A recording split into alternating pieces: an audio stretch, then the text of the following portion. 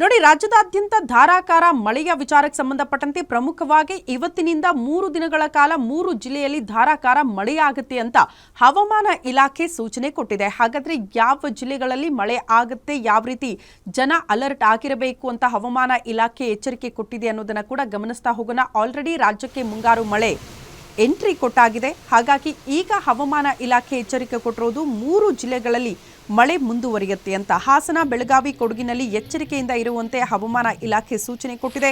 ಅಲ್ಲದೆ ಸಕಲೇಶಪುರ, ಖಾನಾಪುರದಲ್ಲಿ ಅಂಗನವಾಡಿ ಶಾಲಾ ಕಾಲೇಜುಗಳಿಗೆ ತಾಲೂಕು ಆಡಳಿತ ರಜೆ ಕೂಡ ಘೋಷಣೆ ಮಾಡಿದೆ. ಹಾಸನ ಜಿಲ್ಲೆಯಲ್ಲಿ ನಿರಂತರವಾಗಿ ಮಳೆ ಸುರಿತಾ ಇದ್ದು ಹಲವಾರು ಅವಾಂತರಗಳು ಕೂಡ ಸೃಷ್ಟಿಯಾಗಿದೆ. ಇನ್ನು 3-4 ದಿನ ಮಳೆಯಾಗೋ ಸಾಧ್ಯತೆ ಇದ್ದು ಕರಾವಳಿಯಲ್ಲಿ ಆರೆಂಜ್ ಅಲರ್ಟ್ ಘೋಷಣೆ ಮಾಡಲಾಗಿದೆ.